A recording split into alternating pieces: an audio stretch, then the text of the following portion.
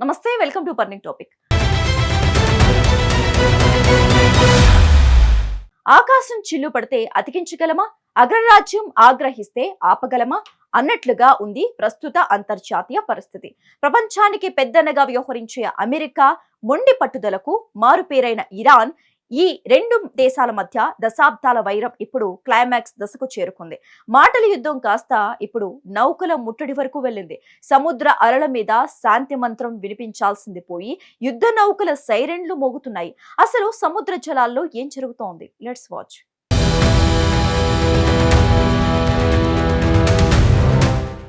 America, Iran దేశాల మధ్య ఉద్రిక్తతలు ఇప్పుడు తారాస్థాయికి చేరుకున్నాయి. గత కొద్ది రోజులుగా ఇరు దేశాల మధ్య మాటల యుద్ధం కాస్త ఇప్పుడు సముద్ర జలాల్లో పోరాటంగా మారుతోంది.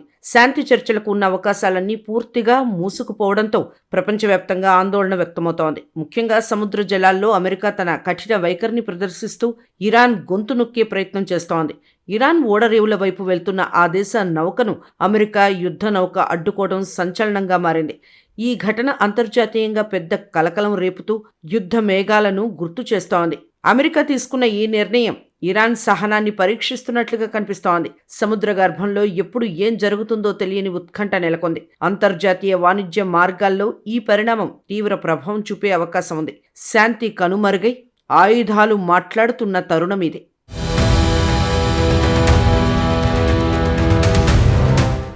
ఇరాన్ ఓడరేవులపై అమెరికా విధించిన దిగ్బంధనాన్ని అమలు చేసేందుకు అగ్రరాజ్యం భారీ వ్యూహాన్ని రచించింది. ఈ ఆపరేషన్లో భాగంగా యుఎస్ఎస్ రాఫెల్ పెరాల్టా అనే గైడెడ్ మిస్సైల్ డిస్ట్రాయర్ను రంగంలోకి దింపింది. DDG-115 రకానికి చెందిన ఈ అత్యాధునిక యుద్ధ నౌక ఇప్పుడు సముద్రంలో పహారా కాస్తోంది. ఇరాన్ జెండాతో వెళ్తున్న ఈ భారీ నౌకను ఇది విజయవంతంగా అడ్డుకుంది. అమెరికా నావికాదళం తన శక్తి సామర్థ్యాలను ప్రదర్శిస్తూ ఈ ఆపరేషన్ను పూర్తి చేసింది. ఇరాన్ తీరం వైపు వెళ్తున్న ఆ నౌకను అడ్డుకున్నట్లు అమెరికా సెంట్రల్ కమాండ్ స్వయంగా ప్రకటించింది. సముద్ర జలాల్లో అమెరికా ఆధిపత్యం ఏ స్థాయిలో ఉందో ఈ ఘటన మరోసారి నిరూపించింది. అత్యంత వేగంగా స్పందించే ఈ యుద్ధ నౌక ఇరాన్ ఆర్థిక మూలాలను దెబ్బతీసే పనిలో ఉంది. అమెరికా నావికాదళం తీసుకున్న ఈ సాహసోపేత చర్య ఇప్పుడు చర్చనీయాంశమైంది. మిలిటరీ వ్యూహకర్తలు ఈ ఆపరేషన్ను అమెరికా వ్యూహాత్మక విజయంగా అభివర్ణిస్తున్నారు.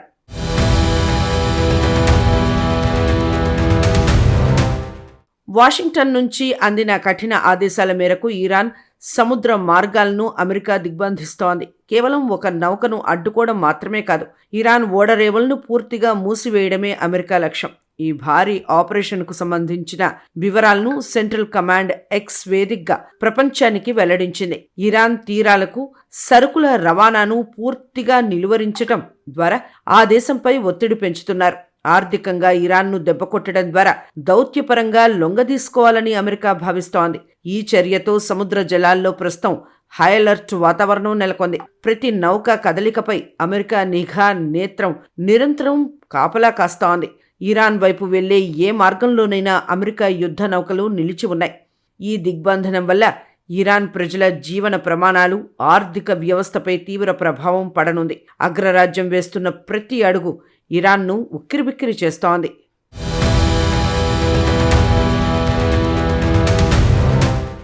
సైనిక చర్యలు ఒకవైపు జరుగుతుంటే దౌత్యపరంగా కూడా ఇరు దేశాల మధ్య ప్రతిష్టంభన కొనసాగుతోంది. అమెరికా అధ్యక్షుడు డొనాల్డ్ ట్రంప్ ఈ సంక్షోభాన్ని పరిష్కరించేందుకు తన ప్రత్యేక ప్రతినిధులను రంగంలోకి దింపారు. స్టీవ్ విట్కాఫ్, జారెడ్ కుష్నర్లు పాకిస్తాన్ రాజధాని ఇస్లామాబాద్కు చేరుకున్నారు.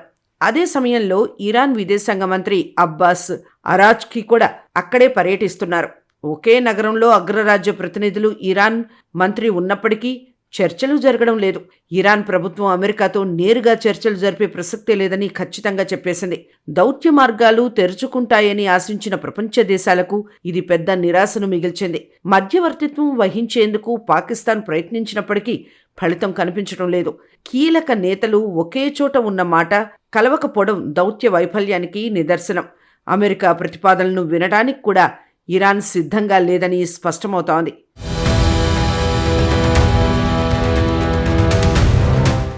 అమెరికా అధ్యక్షుడు డొనాల్డ్ ట్రంప్ తన రెండో విడత పాలనలో ఇరాన్పై అత్యంత కఠినంగా వ్యవహరిస్తున్నారు. ఇరాన్ అణువాయుధ కార్యక్రమాలను మరియు ప్రాంతీయ జోక్యాన్ని అడ్డుకోవడమే ఆయన ప్రధాన ఎజెండా. అందుకే తన నమ్మకస్తుడైన కుష్నర్ మరియు విట్కాఫ్లను రాయబారానికి పంపారు. కేవలం చర్చలతోనే కాకుండా మిలిటరీ బలగాలతో కూడా ఇరాన్ను దెబ్బతీయాలని ఆయన భావిస్తున్నారు. అందుకే యుద్ధ నౌకలకు పూర్తి స్వేచ్ఛను ఇస్తూ ఇరాన్ నౌకలను అడ్డుకోవాలని ఆదేశించారు.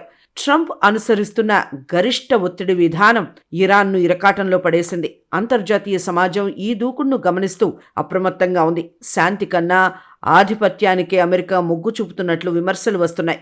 అయితే తన దేశ ప్రయోజనాల కోసం ఏ స్థాయికైనా వెళ్తానని ట్రంప్ సంకేతాలు ఇస్తున్నారు. ఈ వ్యూహం భవిష్యత్తులో యుద్ధానికి దారితీస్తుందా లేక ఒప్పందానికి వస్తుందా అనేది చూడాలి.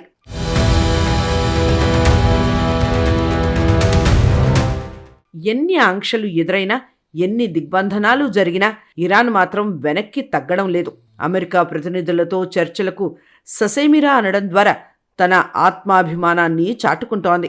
ఇరాన్ విదేశాంగ మంత్రి అబ్బాస్ అరాజ్కి పరోక్షంగా అమెరికా హెచ్చరికలను తోసిపుచ్చారు. తమ దేశ సార్వభౌమాధికారాన్ని దెబ్బతీసే ఏ చర్యలోనూ పాల్గొనబోమని ఇరాన్ తేల్చి చెప్పింది. సముద్రంలో అమెరికా చేస్తున్న అరాచకాలను అంతర్జాతీయ వేదికలపై ఎండగట్టాలని చూస్తోంది. తమ నౌకను అడ్డుకోవడంపై ఇరాన్ ప్రభుత్వం తీవ్ర నిరసన వ్యక్తం చేసింది. అమెరికా ఒత్తిడికి లొంగిపోయే ప్రసక్తే లేదని తమ ప్రజలకు భరోసా ఇస్తోంది. ఆర్థిక ఇబ్బందులు ఉన్నప్పటికీ సైనిక పరంగా తాము సిద్ధమని ఇరాన్ హెచ్చరిస్తోంది. ఈ మొండితనం వల్ల ఇరు దేశాల మధ్య దూరం మరింత పెరుగుతోంది. ఇరాన్ వైఖరి చూస్తుంటే వారు సుదీర్ఘ పోరాటానికే సిద్ధమైనట్లు కనిపిస్తోంది.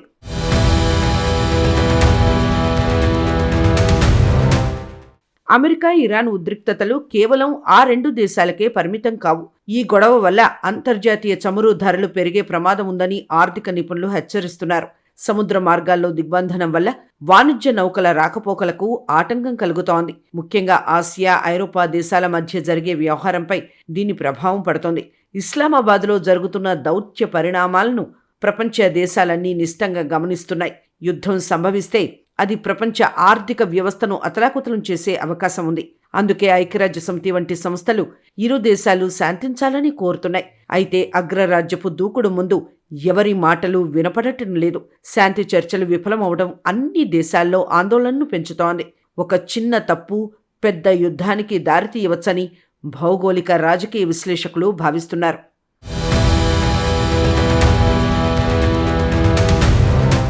ప్రస్తుత పరిస్థితులను గమనిస్తే ఈ పోరు త్వరలో ముగిసేలా కనిపించడం లేదు. ఏప్రిల్ 24 నాటి ఘటన కేవలం ఆరంభం మాత్రమే అని విశ్లేషకులు హెచ్చరిస్తున్నారు.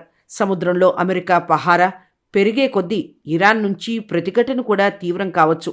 చర్చలకు ఇరాన్ నిరాకరించడం వల్ల దౌత్యపరమైన పరిష్కారం మృగ్యమైంది. ఒకవైపు సైనిక బల ప్రదర్శన, మరోవైపు రాజకీయ మొండితనం మధ్య సామాన్య ప్రజలు నలిగిపోతున్నారు. అమెరికా సెంట్రల్ కమాండ్ మరిన్ని ఆపరేషన్లకు సిద్ధంగా ఉన్నట్లు సమాచారం. ఇరాన్ తన మిత్ర దేశాల మద్దతు కోసం ప్రయత్నాలు ముమ్మరం చేసింది. సముద్ర జలాల్లో నెలకొన్న ఈ నిశ్శబ్దం ఏదో పెద్ద తుఫానుకు సంకేతమా అన్నట్లు ఉంది. రేపటి రోజున ఏం జరుగుతుందో అన్న భయం ప్రపంచవ్యాప్తంగా నెలకొంది. ఈ ఉద్రిక్తతలు శాంతియుతంగా ముగియాలని కోరుకోవడం తప్ప ప్రస్తుతం మరే మార్గం లేదు.